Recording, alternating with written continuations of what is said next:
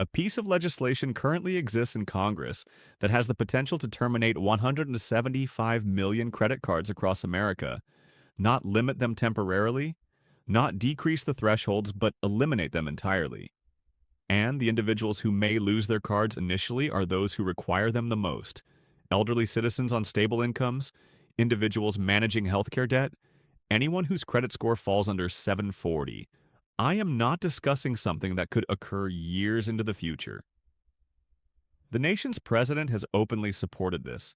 The legislation has support across party lines in both the Senate and the House, and the financial industry has already informed Congress officially precisely what their response will be if it becomes law. They will terminate accounts, not thousands, not millions, but 175 million of them. I am going to explain thoroughly exactly what is occurring, why the mathematics underlying this makes widespread account terminations unavoidable, what a termination does to your credit rating and your financial situation, what a second piece of legislation progressing through Congress simultaneously will do to your benefits programs, and the 5 particular actions you need to implement right now to safeguard yourself before any of this becomes active. If you have a credit card in your possession, the next 20 minutes could protect you from a financial crisis you did not anticipate coming. Let me begin with what actually occurred because most individuals have only heard the headline, and the headline appears like positive news. On January 10th, 2026, President Trump requested Congress to limit credit card interest rates at 10% for 1 year. He presented it as assistance for hardworking Americans who are struggling in credit card debt. And on the surface, that appears like the best financial news you have received in years. Here is why. The average credit card interest rate in America right now is 28.7%. Some cards impose over 30%. If you are a senior managing a balance of $8,000, which is near to the national average for individuals over 60, you are spending roughly $2,200 a year just in interest payments. That is $183 a month. That does not decrease your balance by a single penny. It just benefits the bank. A 10% limit would reduce your annual interest expense to $800. That is $1,400 back in your possession. So why am I informing you this is problematic? Because what appears like assistance for you is a termination sentence for your account. Here is the aspect that nobody on television is clarifying. Credit card companies are not charitable organizations. They are not government agencies. They are private corporations that exist to generate a profit. And they earn money in 2 primary methods. The first method is by imposing interest on balances that individuals maintain from month to month. About 60% of all credit card owners in America maintain a balance. For seniors over 62, that percentage is 43%. The second method is through interchange charges, also termed swipe charges, which are imposed to merchants every time you utilize your card. Between those 2 revenue sources, credit card companies produce hundreds of billions of dollars a year. Interest revenue is the larger of the 2, and it is specifically how banks compensate the risk of lending money to individuals who might not repay it back. Here is how that risk assessment works, and this is the foundation to understanding everything that follows next. When you submit for a credit card, the bank examines your credit score and designates you a risk category. If your score is 780 or higher, you are what the industry terms a prime borrower.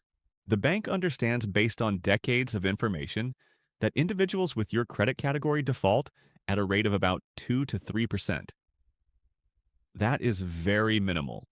The bank can impose you 15 or 18% interest and still generate a comfortable profit because hardly anyone in your risk classification fails to repay. But if your credit score is 620, you are in a different classification entirely. People with scores in that range default at rates of 8 to 15% depending on economic circumstances. The bank needs to impose you 25 or 30% interest to offset those anticipated losses and still earn money. That is not corporate greed. That is the mathematical foundation of risk-based lending.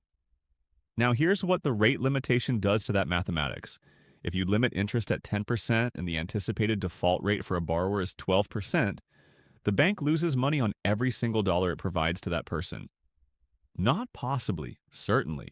The bank cannot impose enough interest to offset the losses it understands are approaching. So the bank has exactly one logical response. It terminates the account. It is not individual, it is not partisan. It is mathematics that a seventh grader could complete on a napkin.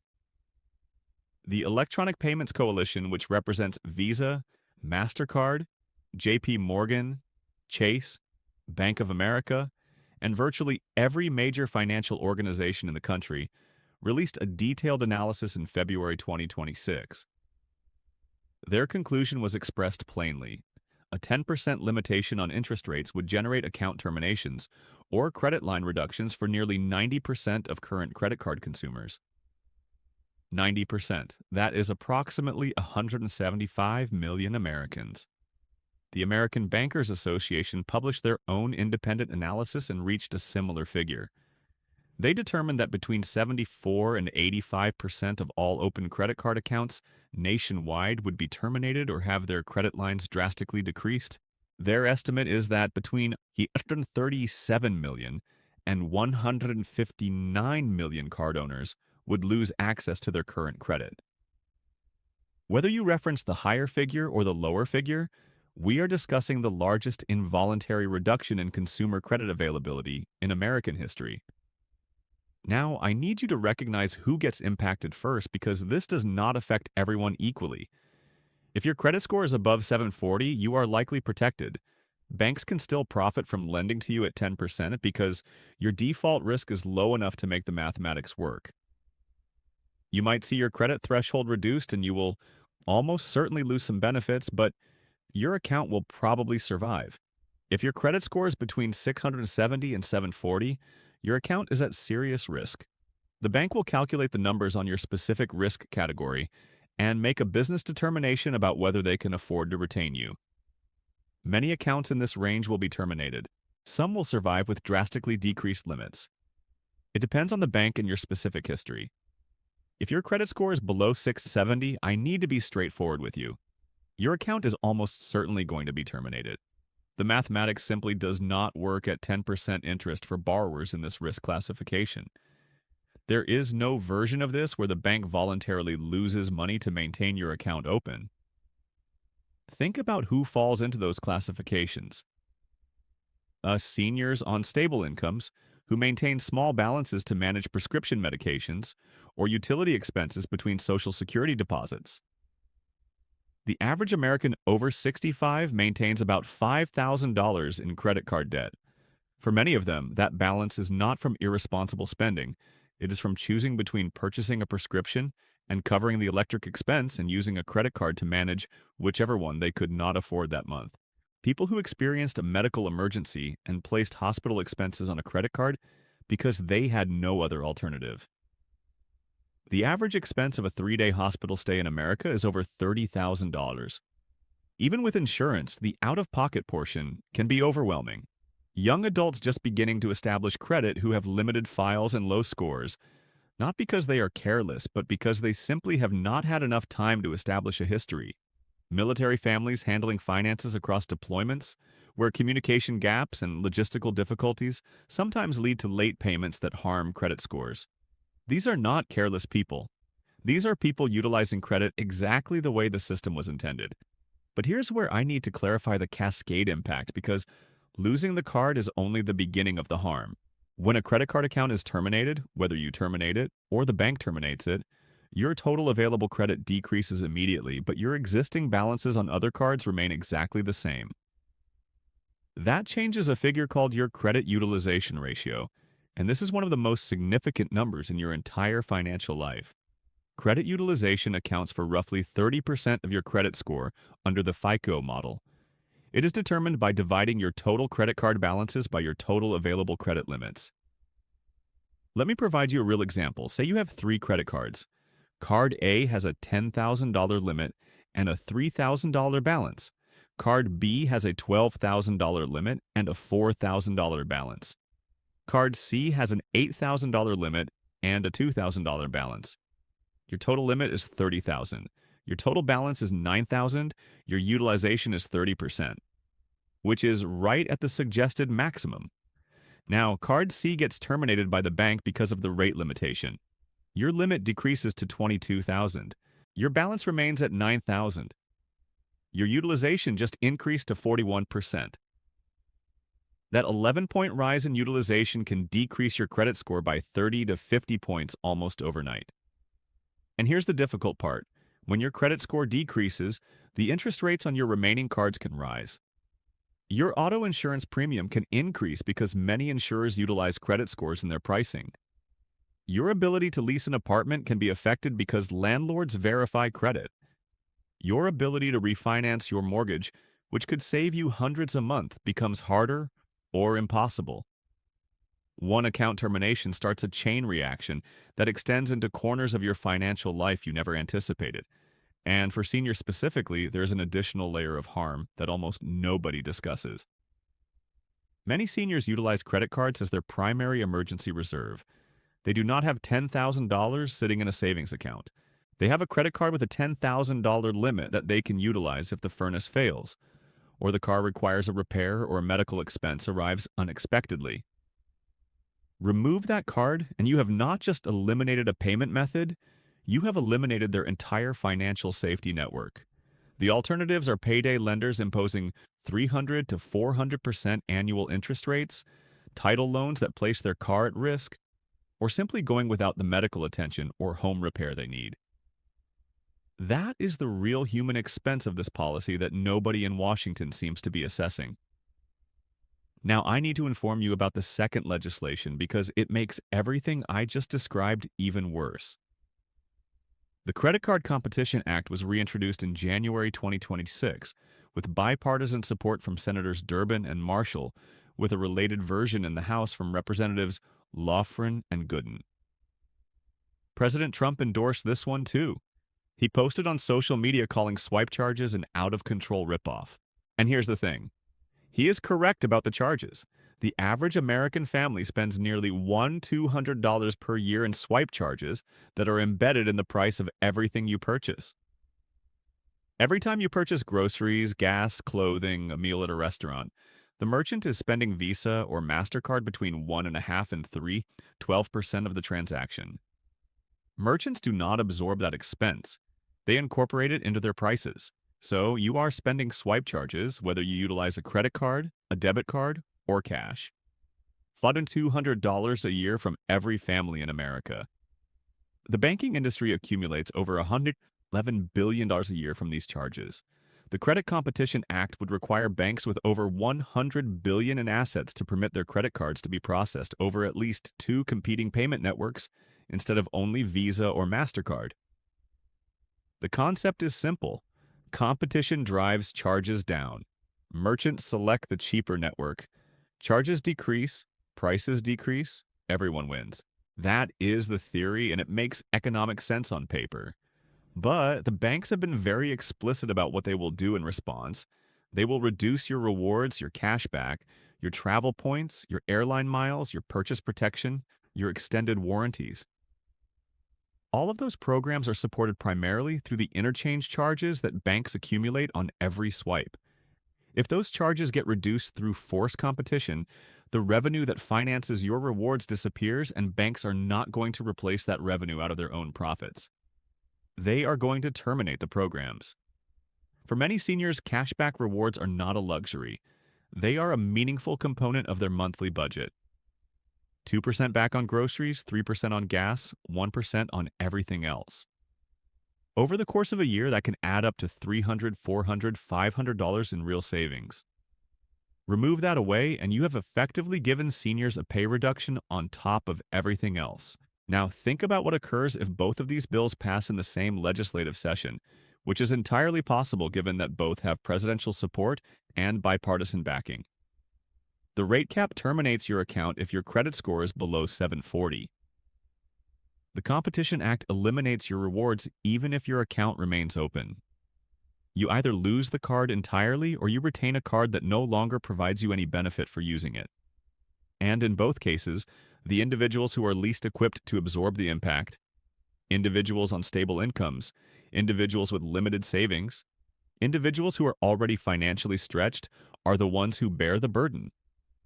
Let me be very explicit about my position. I am not informing you these bills are inherently problematic policy. Limiting predatory interest rates that trap individuals in cycles of debt is a legitimate and important policy objective. Creating competition in a payment processing industry dominated by two companies is economically sound. These are real problems that deserve real solutions. But the way these bills are structured right now, the consequences will fall disproportionately on the individuals they are supposed to help. That is not an opinion. That is what the industry's own information shows. And waiting until the bills pass to figure out how to safeguard yourself is a mistake you cannot afford to make. So here are 5 specific steps you should implement right now, regardless of what Congress does. Step 1. Verify your credit score today, not next week. Today. You can do this for free at annualcreditreport.com, which is the only federally authorized source for free credit reports. You can also verify through your bank's mobile app or website. Most major banks now display your FICO score for free. What you are looking for is simple.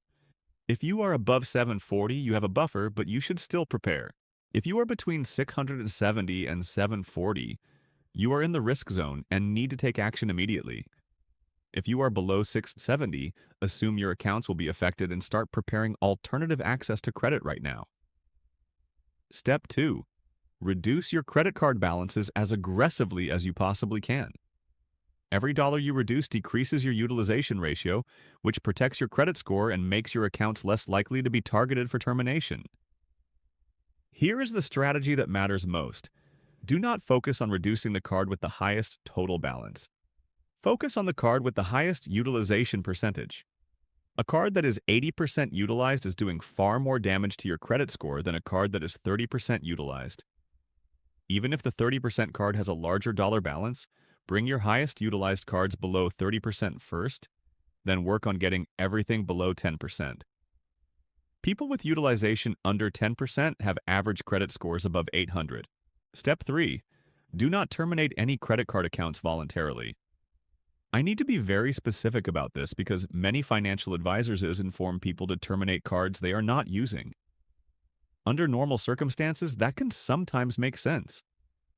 Right now, it is the worst thing you can do. Every open credit card account, even one you never utilize, contributes to your total available credit. That available credit keeps your utilization ratio low. If you voluntarily terminate a card with a $10,000 limit, you just eliminate $10,000 from your available credit and push your utilization up. Instead of terminating unused cards, utilize each one for a small purchase once every 3 to 4 months and repay it immediately. That keeps the account active, prevents the bank from terminating it for inactivity, and preserves your credit line. Step 4. Establish an emergency reserve that does not depend on credit cards. I understand that this is easier said than done, especially on a stable income, but even small amounts matter. Start with $25 a month in a separate high-yield savings account. Online banks like Marcus, Ally, and Discover are currently offering between 4 and 4.5% annual interest on savings accounts. That is not going to make you wealthy, but it creates a small buffer that belongs to you and cannot be removed by a bank's business determination. Over 6 months, that is $150. Over a year, $300. That might be enough to manage a car repair or an unexpected medical COE without needing to reach for a credit card that might not be there anymore. Step 5. Establish a relationship with a credit union now before you need one. Credit unions are fundamentally different from banks. They are member-owned, not shareholder-owned. They are not publicly traded. They do not face the same quarterly profit pressures that drive banks to terminate accounts at the first sign of risk. Many credit unions provide credit cards with interest rates that are already well below the national average. They provide more flexible lending criteria. They often have lower charges and better customer service. If your account at Chase or Bank of America gets terminated, having an existing relationship with a credit union provides you somewhere to turn. But credit unions also have membership requirements and application processes. Do not wait until you are desperate. Open a basic savings account with a local credit union this month that establishes your membership and creates a relationship you can develop on later. And I need to provide you one final warning. Watch for the scams. I say this in every video because it is that important. Every single time there is a major financial policy change or news story that affects millions of individuals, the scammers mobilize within days. You will receive emails that appear like they are from your credit card company, informing you your account is about to be terminated, and you need to click a link to verify your information. That is a phishing scam designed to steal your login credentials. You will get phone calls from individuals claiming to be from Visa or MasterCard requesting you to confirm your card number and expiration date. That is identity theft. You will see advertisements on Facebook and Instagram for companies that promise to protect your credit score or save your accounts for an upfront charge of $200 or $500. Those are scams. Your real credit card company will contact you through official channels, through the app, through your online account, through United States Postal Service mail. They will not call you demanding immediate action. They will not text you with a link to click. They will not create artificial urgency. The number one sign that you are being contacted by a scammer is the feeling of panic. If someone is making you feel like you need to act right this second, stop, hang up, delete the message. Contact your bank directly through the number on the back of your card. Here is the bottom line. Two pieces of legislation with broad political support are progressing through Congress. Simultaneously, one would limit interest rates in a way that makes it mathematically impossible for banks to maintain most credit card accounts. The other would reduce the revenue that supports every reward program you rely on. Neither has passed yet. But the fact that both have presidential endorsement and bipartisan backing informs you which direction this is heading. The time to prepare is not after these bills pass. It is right now. Verify your credit score today. Start reducing your highest utilized cards. Keep every account open. Establish savings outside of credit. Establish a credit union relationship. These are not dramatic measures. They are common sense financial steps that protect you regardless of what Congress does. If the bills pass, you are ready. If they do not pass, you are in a stronger financial position anyway. There is absolutely no downside to preparing. If this was useful, share it with someone who maintains a credit card balance. That is more than half of America right now. Total credit card debt in this country just reached $128 trillion. That is the highest figure ever recorded. The individuals carrying that debt are the ones most at risk from what is coming. Subscribe because these updates keep coming throughout 2026, and every one of them could affect your bottom line. Drop your questions in the comments. Your question might become the next video.